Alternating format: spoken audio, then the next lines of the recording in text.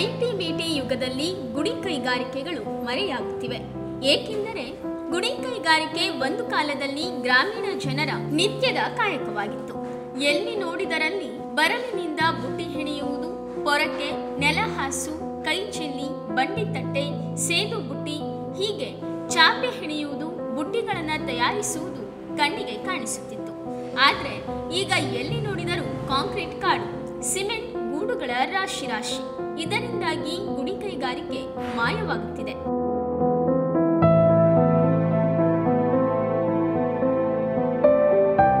ಇತ್ತೀಚಿನ ಆಧುನಿಕ ಭರಾಟೆಯ ವಸ್ತುಗಳ ಅಬ್ಬರದಲ್ಲಿ ಸತತ ಬರಗಾಲದಿಂದ ಕೃಷಿಗೆ ಸಂಕಷ್ಟ ಎದುರಾಗಿದೆ. ಬಿದಿರು ಬರಲಿನಿಂದ ತಯಾರಾಗುತ್ತಿದ್ದ ವಸ್ತುಗಳಿಗೆ ಬೇಡಿಕೆ ಸಾಕಷ್ಟು ಕುಸಿದಿದ್ದು, ಇವುಗಳನ್ನು ತಯಾರಿಸುವ ಬಿದಿರು ದೊರೆಯುವುದು ಕೂಡ ಕಷ್ಟಕರವಾಗಿದೆ.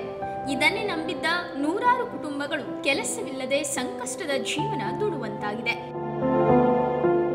ಅದೇ ಇದು ನಮ್ಮದು ಹುಟ್ಟುಕಸಬು. ನಾವು ಇದು ಗಳ ಸಿಕ್ಕಿದ್ರೆ ಮಾಡ್ತೀವಿ, ವ್ಯವಹಾರ ಮಾಡ್ತೀವಿ. ಯಾರ ಮದುವೆ ಸೀಸನ್ಗಳಿಗೆ ಅವೆಲ್ಲ ಐಟಮ್ಗಳು ಮಾಡಿಕೊಡ್ತಾ ಇರ್ತೀವಿ. ಇದನ್ನೇ ಜೀವನ ನಮ್ಮವು. ಗೌರ್ಮೆಂಟ್ ಸೌಲಭ್ಯಗಳು ಇಲ್ಲ. ಇದರಲ್ಲಿ ಬೇಕು ಅಂದರೆ ಗಳ ಆಗಲಿ ಬೊಂಬು ಆಗಲಿ ಕೊಟ್ಟರೆ ಇನ್ನೂ ನಮಗೆ ಒಂಚೂರು ಅನುಕೂಲ. ಬಿದಿರು ಬಳಸಿ ಹಲವು ವಸ್ತುಗಳನ್ನು ತಯಾರಿಸುತ್ತಿದ್ದ ನೂರಾರು ಕುಟುಂಬಕ್ಕೆ ಇಂದು ಕೈ ತುಂಬ ಕೆಲಸವಿಲ್ಲದಂತಾಗಿದೆ. ಇಂತಹ ಕುಲ ಕಸುಬುಗಳಿಗೆ ಸರ್ಕಾರದ ಯಾವುದೇ ಪ್ರೋತ್ಸಾಹ ಇಲ್ಲದಂತಾಗಿದೆ.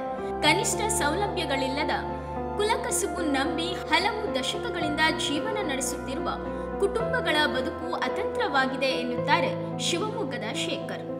ಬುಟ್ಟಿ, ಮದುವೆಗೆ ಅನ್ನ ಬಸಿಯೋ ಬುಟ್ಟಿ, ಆಮೇಲೆ ಇದು ಮೆಟಕಿ ಚಿಬ್ಲು, ತೊಟ್ಲು, ಆಮೇಲೆ ಈ ಸತ್ತವರಿಗೆ ಚಟ್ಟದ ಗಳ ಕೊಡ್ತೀವಿ. ಅದೆಲ್ಲ ಮಾಡ್ತಾ ಇರ್ತೀವಿ.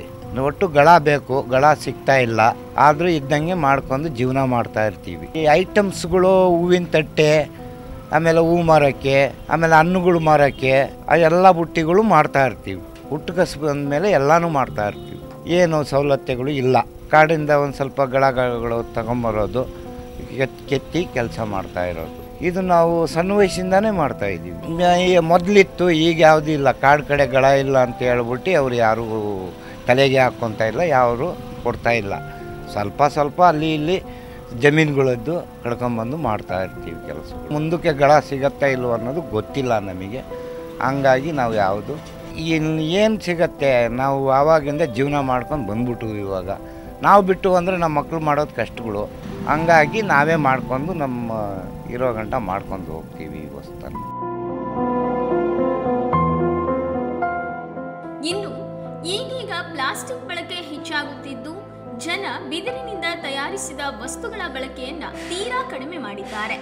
ಸರ್ಕಾರದಿಂದ ಯಾವುದೇ ಸೌಲಭ್ಯವಿಲ್ಲದ ಕಾರಣ ಮುಂದಿನ ತಲೆಮಾರಿಗೆ ಇದೆಲ್ಲವೂ ನಶಿಸಿ ಹೋಗುವ ಸಾಧ್ಯತೆ ಇದೆ ಅಂತಾರೆ ಶಿವಮೊಗ್ಗದ ಶಿವಕುಮಾರ್. ನಮಗೆ ಪರ್ಮಿಟ್ ನೀಡೋ ಅಂಥದ್ದು ಕೂಡ ಸರ್ಕಾರದಿಂದ ಯಾವ ಥರದ್ದು ಸರ್ಕಾರಿ ಸೌಲಭ್ಯಗಳೆಲ್ಲ ಯಾವುದೂ ಸಿಗ್ತಾ ಇಲ್ಲ. ಸೊ ಇದನ್ನು ಆ್ಯಕ್ಚುಲಿ ನಾವು ಸರ್ಕಾರಕ್ಕೂ ಮನವಿ ಮಾಡಿದ್ದೀವಿ. ನಮಗೆಲ್ಲ ಒಂದು ಬಂಬುಗಳ ಎಲ್ಲ ಏನಿದೆಯೋ ಅದು ನಮಗೆ ಸೌಕರ್ಯವಾಗಿ ಸಿಗಬೇಕು ಅಂತ ಕೇಳ್ಕೊಂಡಿದ್ದೀವಿ. ಈಗ ಅರಣ್ಯ ಇಲಾಖೆಯ ಕಟ್ಟುಪಾಡಿಗೆ ಸರ್ಕಾರದ ಅನುಮತಿ, ಪರವಾನಗಿ ಇಲ್ಲದೆ ಅರಣ್ಯದ ಮರಗಳನ್ನ ಕಡಿಯುವಂತಿಲ್ಲ. ಪರವಾನಗಿ ಪಡೆದವರ ಹತ್ತಿರ ಕೇಳಿದಷ್ಟು ಬೆಲೆ ತೆತ್ತು ತರಬೇಕಾಗಿದೆ. ಇದು ನಮ್ಮ ಕುಲಕಸಬು. ಸುಮಾರು ಒಂದು 15-20 ವರ್ಷ ತಲೆಮಾಂತರದಿಂದ ಮಾಡ್ತಾ ಇದ್ದಾರೆ. ಸೊ ಇದನ್ನು ನಾವು ಸ್ಟಾರ್ಟ್ ಮಾಡಿ ಸುಮಾರು ನಮ್ಮ ಅಜ್ಜ, ನಮ್ಮ ಅಜ್ಜಿ ಅವರೆಲ್ಲ ಮಾಡ್ತಾ ಇದ್ದಿದ್ದನ್ನು ಈಗ ನಾವು ಮಾಡ್ತಾಯಿದ್ದೀವಿ. ಈ ವ್ಯಾಪಾರದಲ್ಲಿ ಈಗ ಪ್ಲಾಸ್ಟಿಕ್ ಬಂದ ನಂತರ ಆ್ಯಕ್ಚುಲಿ ಭಾರಿ ಹೊಡ್ತಾ ಬಿದ್ದಿದೆ.